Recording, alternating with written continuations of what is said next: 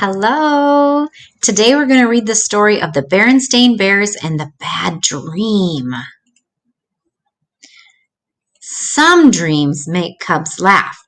Some dreams make them cry. It's interesting to think about what they dream and why.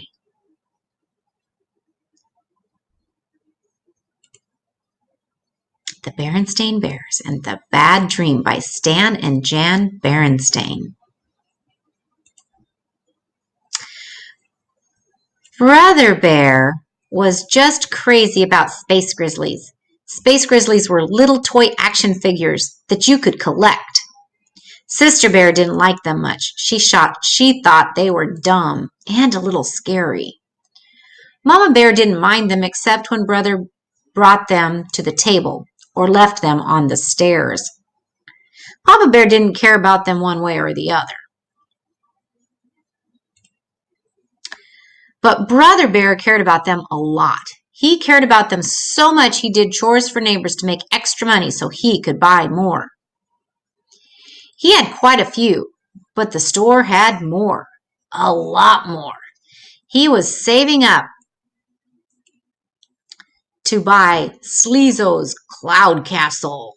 Sleezo was the evilest of all the space grizzlies, and the wicked-looking Cloud Castle was where he planned all his evil deeds. When Brother had saved enough money, he went along on a shopping trip to Bear Country Mall and made his purchase. The Cloud Castle came in a big box, and he could hardly wait to get home to play with it. But as he was getting into the car, he saw something that was even more exciting than the Cloud Castle. It was a movie poster. It said, "Coming soon, Space Grizzlies, the movie."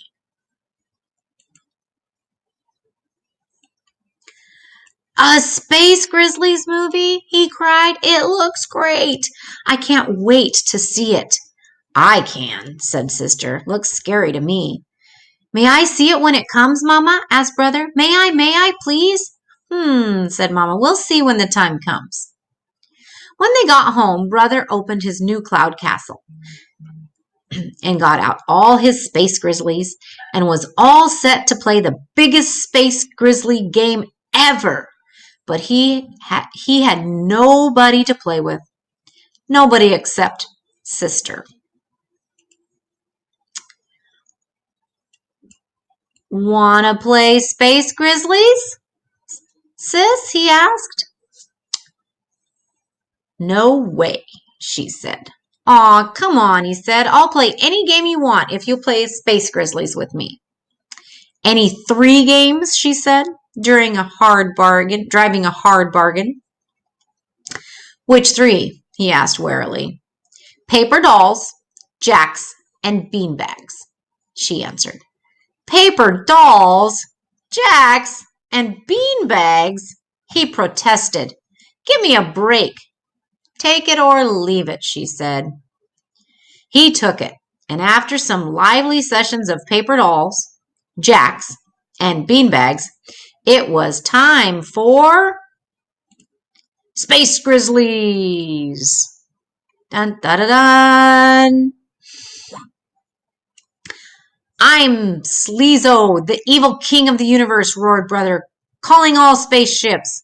Seek and destroy the planet Magungo, home of my sworn enemy, Hero the Magnificent." "Oh, no, you don't," Sister shouted back. "I am Hero the Magnificent. One touch from my sleep wand and your evil ways will all be ended." They played until Mama called them for dinner.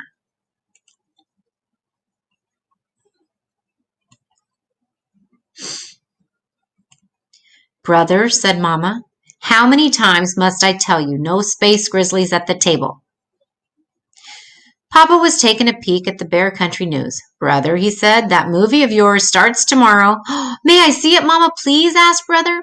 "I don't know why not," she said. "We haven't been to the movies in a while." "I know why not," said Sister. "Because it's scary."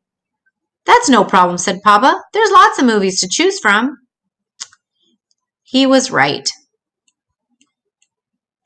The Bear Country Theater was really 4 movie houses in one, and there were usually 4 different movies playing.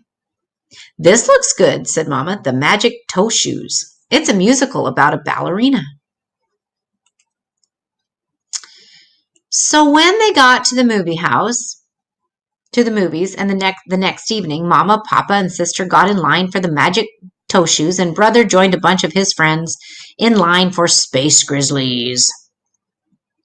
The Magic Toe Shoes told the story of a young bear who wanted to be a ballerina, but every time she tried to dance on her toes, she wiggled and wobbled. The old ballet master took pity on her and gave her a pair of magic toe shoes, which cured her wiggles and wobbles. But on the night of the big ballet, she left her magic toe shoes on the bus. Without them, she was all wiggles and wobbles. That's when the ballet master told her they weren't magic at all. They were just ordinary toe shoes. The wobbly ballerina got her confidence back and danced beautifully ever after. The Space Grizzly movie was about space grizzlies, of course. Great, monstrous, big screen ones who zapped and zoomed through space until the final intergalactic shootout. It was very exciting and not a little scary.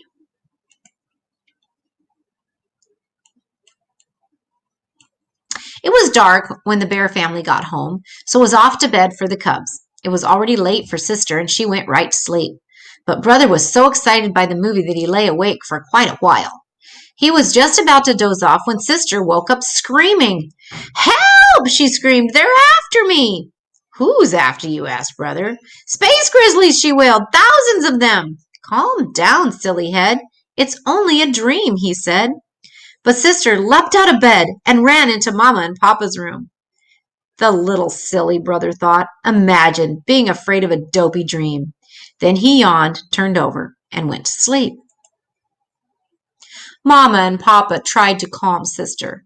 They took her into their bed and hugged her. "Tell us about your dream," said Mama. "Dream?" Sister said. "Yes," said Papa. "You must have had a nightmare. That's the word for a bad dream." "But it was so real," she said, calming down just a bit. "That's how it is with dreams," he said.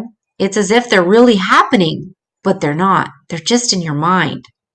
"Can you tell us about your dream?" asked Mama.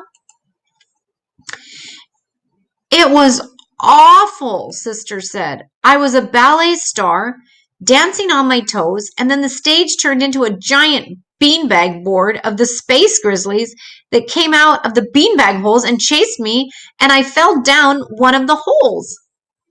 I kept falling and falling, and then I woke up. It was awful." She wailed again and buried her face into Mama's nightgown. "I'm sure it was, sweetie," said Mama. "But it was also very interesting." "Interesting?" Sister said in a puzzled voice. "Oh, yes," said Mama. "You see, even though you go to sleep, your mind keeps right on thinking. But it doesn't think in a sensible way. It takes all the things you were thinking or nervous about during the day and puts them all together into one, all jumbled up like a mixed up jigsaw puzzle." "You mean like the ballet dancer from the movie?" said Sister. "Sure," said Papa. "And the beanbag board from playing beanbags with Brother," she added. "And the space grizzlies," began Mama. "Were from playing space grizzlies with Brother and from seeing the movie posters," Sister said. "Exactly," said Papa. "Say," she said, "that is interesting." That's when they heard Brother.